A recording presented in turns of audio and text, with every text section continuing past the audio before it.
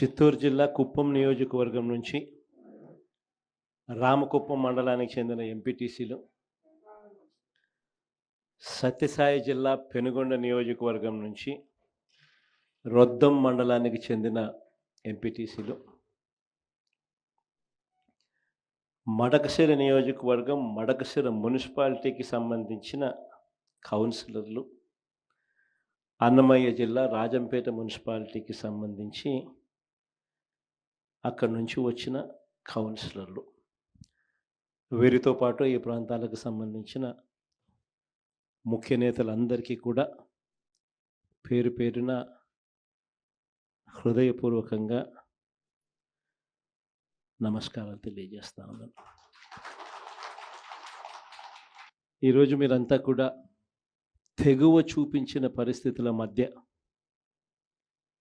మిమ్మల్ని అందరినీ అభినందిస్తూ మీ అందరితో కూడా కాసేపు గడిపే కార్యక్రమం చేస్తూ ఉన్నాం. నిజంగా ఈరోజు రాష్ట్రంలో ఉన్న పరిస్థితులు ఎలా ఉన్నాయి అన్నది బహుశా నాకన్నా కూడా మీకే బాగా తెలుసు.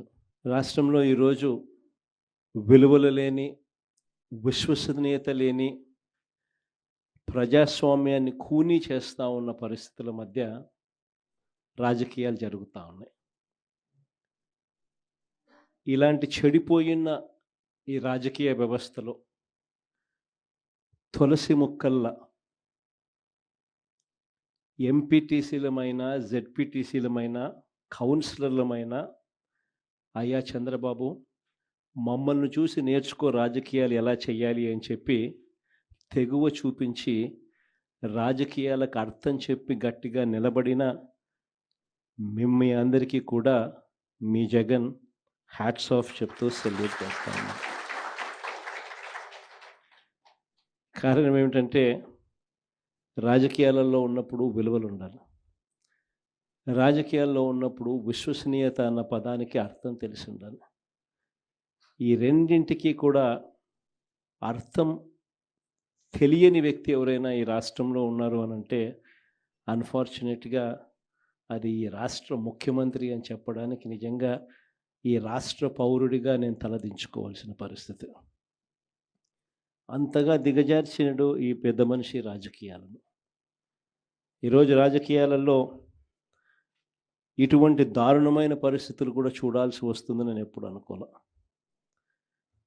ఎందుకు ఈ మాట చెప్తా ఉన్నాను అని అంటే, ఒకసారి ఈ రామకుప్పానికి సంబంధించి చంద్రబాబు నాయుడు గారి సొంత నియోజకవర్గం, ఈ రామకుప్పానికి సంబంధించి ఎంపీటీసీకి సంబంధించిన ఒక కేస్ స్టడీ, ఒక ఎంపీపీ చనిపోయిన పరిస్థితుల మధ్య ఎన్నికలు జరుగుతూ ఉన్నాయి. 16కు సంబంధించిన ఎంపీటీసీలు వైఎస్ఆర్సీపీకి సంబంధించిన వాళ్ళే గెలిచారు. మరి ఇలాంటి చోట ఎందుకు చంద్రబాబు అనే వ్యక్తి పోటీ పెడతా ఉన్నాడు? గెలవడం అన్నదానికి మీనింగ్ ఎక్కడుంది? గెలవలేము అన్న సంగతి తెలుసు. గెలిచిన వాళ్ళందరూ కూడా, ఇక్కడ నుంచి గెలిచిన వాళ్ళందరూ కూడా వైఎస్ఆర్సీపీ టికెట్ మీద, ఆ బీఫామ్ మీద గెలిచిన వాళ్ళు. మరి ఇలాంటి చోట 6 మందిని ఇక్కడి నుంచి లాక్కునే కార్యక్రమం చంద్రబాబు నాయుడు గారి దగ్గరుండి చేశారు. తర్వాత వైఎస్ఆర్సీపీ ఎంపీటీసీలు ప్రయాణం చేస్తూ ఉన్న, మిగిలిన ఎంపీటీసీలు ప్రయాణం చేస్తూ ఉన్న వాహనాన్ని దగ్గరుండి పోలీసుల చేత అడ్డుకున్నారు. హైకోర్టు ఆదేశాలతో భద్రత కల్పించాల్సిన పోలీసులు సాక్షాత్తుగా దగ్గరుండి చంద్రబాబు నాయుడు గారికి వాచ్మెన్ లాగా తయారయ్యారు. చివరికి కోరం లేకపోయినా కూడా 6 మంది సభ్యులు మాత్రమే చంద్రబాబు నాయుడు గారి ప్రలోభాలకు లొంగి అటువైపున వెళ్ళిన పరిస్థితుల మధ్య కూడా ఏకంగా డిక్లేర్ చేసుకున్నారు అధికారుల చేత. ఇలాంటి రాజకీయ వ్యవస్థతో మనం పోటీ చేస్తూ ఉన్నాం. సత్యసాయి జిల్లా పెనుగొండ నియోజకవర్గం రొద్దం మండలం, ఇక్కడ కూడా పరిస్థితి చూస్తే ఎలా ఉంది అని అంటే, ఏకంగా 15 ఎంపీటీసీలకు 15 ఎంపీటీసీలు వైఎస్ఆర్సీపీనే గెలిచింది. మళ్ళీ ఇక్కడ పోటీ పెట్టే పరిస్థితి మామూలుగా ఎవరు చేయకూడదు. ఇక్కడ కూడా ఎంపీపీ చనిపోయిన పరిస్థితుల మధ్య ఇక్కడ ఎంపీపీని ఎన్నుకునే ఉప ఎన్నిక జరుగుతూ ఉంది. ఇక్కడ కూడా తారుమారు చేయడానికి చాలా కష్టపడ్డాడు. దగ్గరుండి చంద్రబాబు నాయుడు గారే తన కుప్పంలో ఇలాంటి దిక్కుమాలిన రాజకీయాలు తానే చేస్తూ రాష్ట్రంలో ఉన్న అన్ని ప్రాంతాలకు కూడా ఇదే మాదిరిగా మీరు కూడా రాజకీయాలు చేయండి అని చెప్పి తానే దిక్సూచిగా నిలుస్తూ తానే ఇలాంటి చెడిపోయిన రాజకీయాలను ప్రేరేపిస్తూ ఉన్నాడు. సత్యసాయి జిల్లా మడకశిర మున్సిపాలిటీ 20 మంది ఇక్కడ నుంచి కౌన్సిలర్లు, వైఎస్ఆర్సీపీకి సంబంధించి 15 మంది గెలిచారు. చంద్రబాబు నాయుడు గారికి సంబంధించి 5 మంది మాత్రమే గెలిచారు. పాపం ఎస్సీ కాన్స్టిట్యున్సీ లక్కప్ప లాంటి పాపం ఒక చిన్న కార్యకర్త అక్కడ నుంచి మన పార్టీ తరఫున ఎమ్మెల్యేగా నేను ఎస్సీ కాన్స్టిట్యున్సీ ఇలాంటి చోట కూడా ప్రలోభాలు పెట్టి ఆ కౌన్సిలర్లను లాగాలి అని చెప్పి విశ్వ ప్రయత్నం చేస్తూ ఉన్నాడు అని అంటే రాష్ట్ర చరిత్రలో ఎవడు ఉండడు ముఖ్యమంత్రి స్థానంలో. అయినా కూడా ఆ 15 మందిలో కూడా చాలామంది గట్టిగా నిలబడిన పరిస్థితులు, కొంతమందిని మాత్రం ప్రలోభాలకు అటువైపున వెళ్ళిన పరిస్థితుల మధ్య చూస్తూ ఉన్నాం. అన్నమయ్య జిల్లా రాజంపేట ఈ మున్సిపాలిటీ అయితే 29 మంది కౌన్సిలర్లకు గాను 24 కౌన్సిలర్లు వైఎస్ఆర్సీపీ టికెట్ మీద గెలిచిన వాళ్ళు. మరి 29లో 24 మంది వైఎస్ఆర్సీపీ టికెట్ మీద గెలిచిన పరిస్థితులు ఉన్నప్పుడు తెలుగుదేశం పార్టీకి సంబంధించి కేవలం 4 మాత్రమే గెలిచిన పరిస్థితులు రాజంపేటలో ఉన్నప్పుడు ఒకడు ఇండిపెండెంట్గా గెలిచారు. మరి సంఖ్యాబలం లేనప్పుడు ఇక్కడ చంద్రబాబు నాయుడు గారు ఎందుకు ఇలాంటి హేయమైన రాజకీయాలను ప్రేరేపిస్తున్నాడో ఎవరికీ తెలియదు. కానీ ఇక్కడ కూడా ఎంత కష్టపడినా కూడా ఒకడంటే ఒకడు కూడా పోని పరిస్థితిలో కూడా ఇక్కడ కూడా మన వాళ్ళు చాలా గట్టిగా కూడా నిలబడతా ఉన్నారు అని అంటే నిజంగా గొప్ప సంగతి. ఇక్కడ అందరికీ కూడా అభినందించాల్సిన అవసరం ఉంది. ఎందుకు ఈ విషయాలన్నీ చెప్తా ఉన్నానంటే నాయకుడు అనేవాడు ఎలా ఉండాలి అనేదానికి నిదర్శనం. మన ఎంపీటీసీలు ఎవరైతే ఇవాళ తెగో చూపుతూ ఉన్నారో విలువలకు విశ్వసనీయతకు గట్టిగా నిలబడి మేము ఎంపీటీసీలమైనా జెడ్పీటీసీలమైనా కౌన్సిలర్లమైనా అయ్యా చంద్రబాబు నీకన్నా పోలిస్తే మేము చాలా చిన్న పదవుల్లో ఉన్న వాళ్ళము, అయినా కూడా మాకు విలువలు ఉన్నాయి, విశ్వసనీయత ఉంది, రాజకీయాలకు అర్థం మేము చెప్తా ఉన్నాం, నిన్ను చూస్తే రాజకీయాలే సిగ్గుతో తలంచుకోవాల్సిన పరిస్థితిలో ఉన్నాయి, నువ్వు ముఖ్యమంత్రి స్థానంలో కూర్చున్నావు, తల దించుకో అయ్యా చంద్రబాబు అని చెప్పి ఇక్కడి నుంచి మన వాళ్ళు సంకేతం ఇస్తూ ఉన్నారు చంద్రబాబు నాయుడు గారు. ఎన్ని కష్టాలున్నా కూడా చిక్కటి చిరునవ్వుతోనే ఉన్నాం. చిక్కటి చిరునవ్వుతోనే ప్రజలకు చెప్పిన ప్రకారం మేనిఫెస్టోలో ఏదైతే మాట చెప్పామో ఆ చెప్పిన ప్రతి మాట కోవిడ్ లాంటి కష్టాలున్నా కూడా మీ జగన్ ఏ రోజు కూడా బటన్ నొక్కడంలో ఏ రోజు కూడా వెనకడుగు వేయలేదు. నేను ఒకటి చెప్తా ఉన్నా, ఈరోజు కార్యకర్తలు పడుతూ ఉన్న బాధలు నా కళ్ళతో నేను చూస్తూ ఉన్నా. కేవలం వైఎస్ఆర్ కాంగ్రెస్ పార్టీని ప్రేమించినందుకు, కేవలం జగన్ను సొంత కుటుంబ సభ్యుడిగా ఆప్యాయంగా ఆదరించినందుకు ఈరోజు వైఎస్ఆర్సీపీ కార్యకర్తలకు ఏదైతే ఇబ్బందులు పడుతూ ఉన్నారో ఆ బాధలు ఆ కష్టాలు స్వయంగా నేను చూశా కాబట్టి ఈరోజు చెప్తా ఉన్నా. ఇక నెక్స్ట్ వచ్చే జగన్ 2.0లో మాత్రం పరిస్థితి ఇట్లుండదు అని చెప్తాను. మొట్టమొదట పీఠం కార్యకర్తకే వేస్తా, ఈ మాత్రం ఖచ్చితంగా చెప్తాను.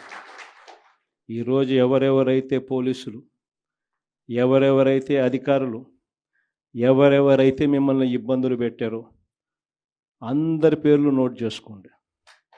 నేను చెప్తా ఉన్నా, మీరు నోట్ చేసుకోండి. ఒక్కొక్కడిని మాత్రం యూనిఫామ్కు ఉన్న వాల్యూ ఏమిటి అనేది వాళ్ళకి అర్థం కావాలి. యూనిఫామ్ అంటే ప్రజలకు మేలు చేయడం కోసం యూనిఫామ్, అంతేగాని అధికారంలో ఉన్న వాళ్ళ కోసం సలాములు కొడుతూ గులాంగిరి చేస్తూ ఇటువంటి చిత్రహింసలు పెట్టే కార్యక్రమం ఈరోజైతే ఏదైతే జరుగుతూ ఉందో దీనికి తెర పడాలి అని అంటే ఏదైతే నువ్వు విత్తినావో అది ఎలా పండుతుంది అనేది నీకు తెలిస్తేనే ఇంకొకసారి నువ్వు ఆ ఇత్తనం ఇత్తడానికి నువ్వు భయపడే పరిస్థితిలోకి నువ్వు వచ్చినప్పుడే ఇది జరుగుతుంది. కాబట్టి ఈసారి మాత్రం ఖచ్చితంగా ఆ మెసేజ్ ఖచ్చితంగా పోతుంది. ఎవడెవడైతే అధికారి, ఎవడెవడైతే వైఎస్ఆర్సీపీ కార్యకర్తను ఎవడెవడైతే ఇబ్బంది పెట్టాడో వాళ్ళందరినీ కూడా చూస్తూ ఊరుకోము. చట్టం మీద దోషులుగా నిలబెడతాము. ఒకవేళ వాళ్ళు రిటైర్ అయిపోయి వెళ్ళిపోయినా, లేకపోతే వాళ్ళు దేశం విడిచిపెట్టిపోయి ఉన్నా కూడా ఎవరిని వదిలిపెట్టం. సప్త సముద్రాల అవతలున్నా కూడా అందరినీ కూడా పిలిపించే కార్యక్రమం చేస్తాం.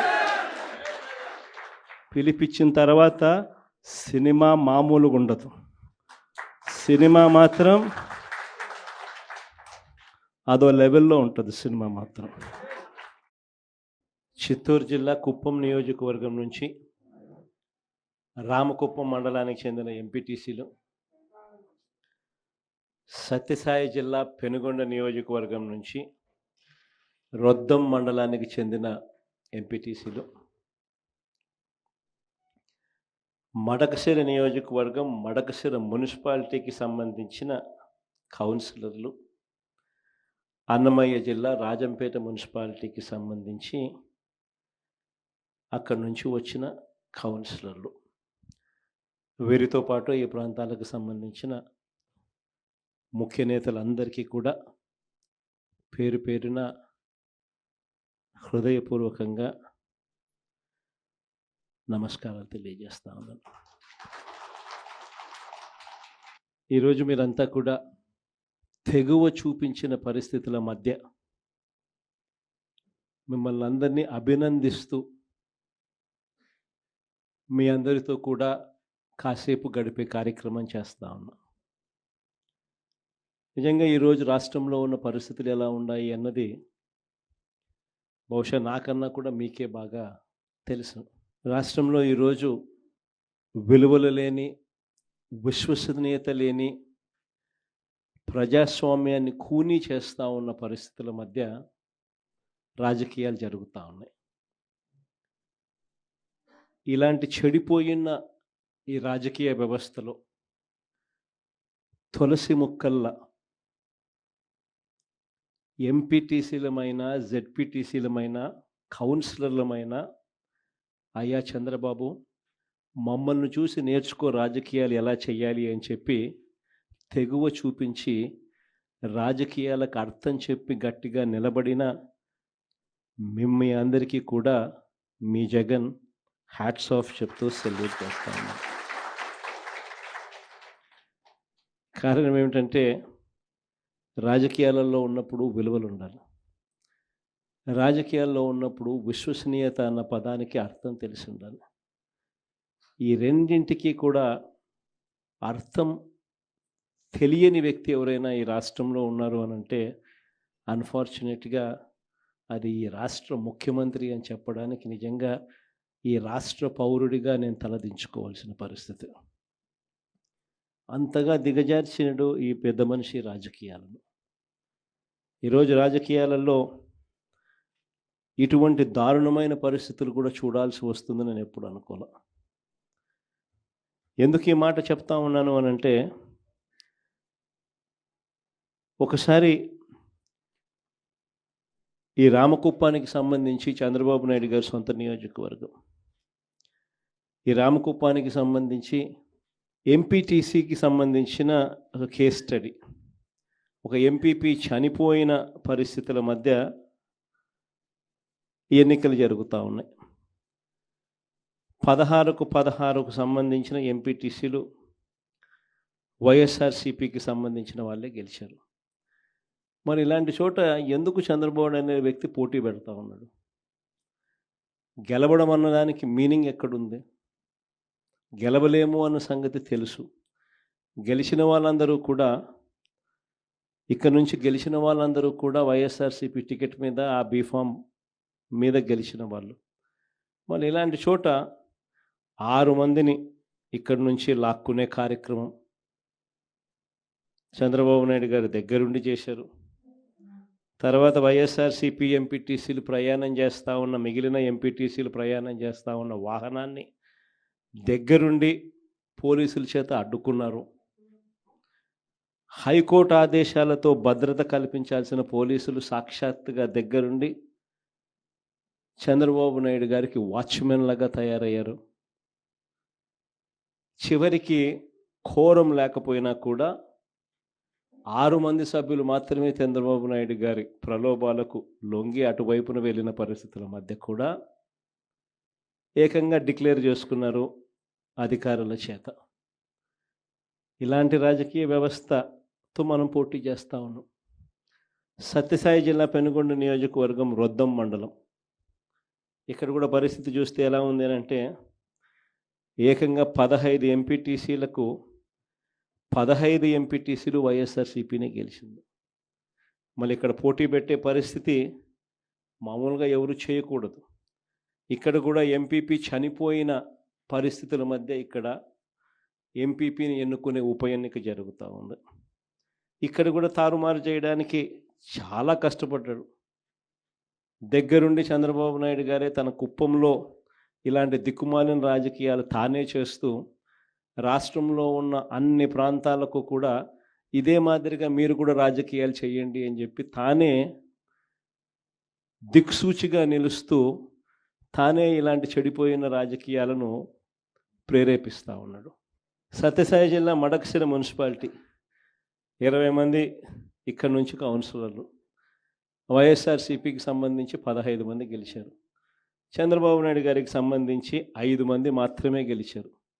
పాపం ఎస్సీ కాన్స్టిట్యున్సీ లక్కప్ప లాంటి పాపం ఒక చిన్న కార్యకర్త అక్కడ నుంచి మన పార్టీ తరఫున ఎమ్మెల్యేగా నేను ఎస్సీ కాన్స్టిట్యున్సీ ఇలాంటి చోట కూడా ప్రలోభాలు పెట్టి ఆ కౌన్సిలర్లను లాగాలి అని చెప్పి విశ్వ ప్రయత్నం చేస్తూ ఉన్నాడు అని అంటే రాష్ట్ర చరిత్రలో ఎవడు ఉండడు ముఖ్యమంత్రి స్థానంలో. అయినా కూడా ఆ 15 మందిలో కూడా చాలామంది గట్టిగా నిలబడిన పరిస్థితులు, కొంతమందిని మాత్రం ప్రలోభాలకు అటువైపున వెళ్ళిన పరిస్థితుల మధ్య చూస్తూ ఉన్నాం. అన్నమయ్య జిల్లా రాజంపేట ఈ మున్సిపాలిటీ అయితే 29 మంది కౌన్సిలర్లకు గాను 24 కౌన్సిలర్లు వైఎస్ఆర్సీపీ టికెట్ మీద గెలిచిన వాళ్ళు.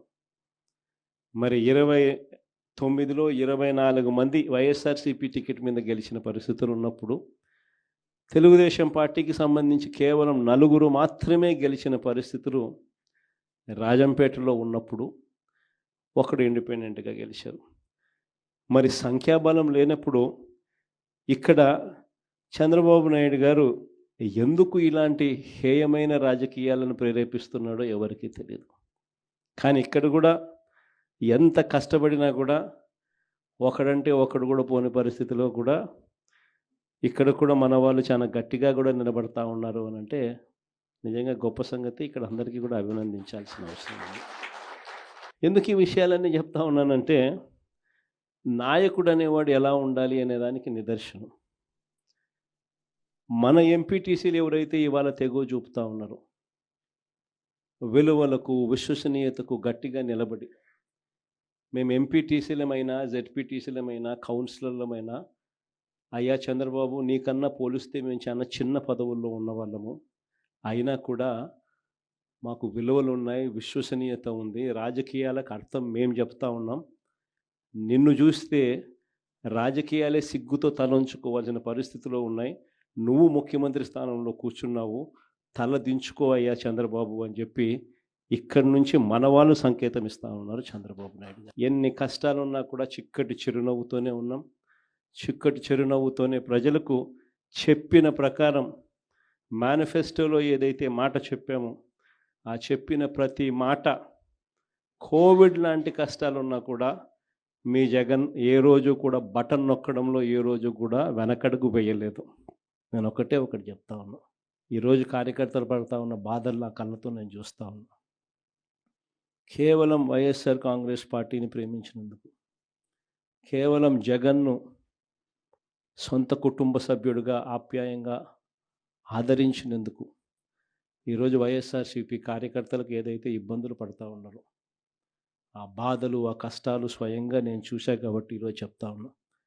ఇక నెక్స్ట్ వచ్చే జగన్ 2.0లో మాత్రం పరిస్థితి ఉండదు అని చెప్తాను. మొట్టమొదటి పీఠం కార్యకర్తకే వేస్తా. ఈ మాత్రం ఖచ్చితంగా చెప్తాను. ఈరోజు ఎవరెవరైతే పోలీసులు, ఎవరెవరైతే అధికారులు, ఎవరెవరైతే మిమ్మల్ని ఇబ్బందులు పెట్టారో అందరి పేర్లు నోట్ చేసుకోండి. నేను చెప్తా ఉన్నా, మీరు నోట్ చేసుకోండి. ఒక్కొక్కడిని మాత్రం యూనిఫామ్కు ఉన్న వాల్యూ ఏమిటి అనేది వాళ్ళకి అర్థం కావాలి.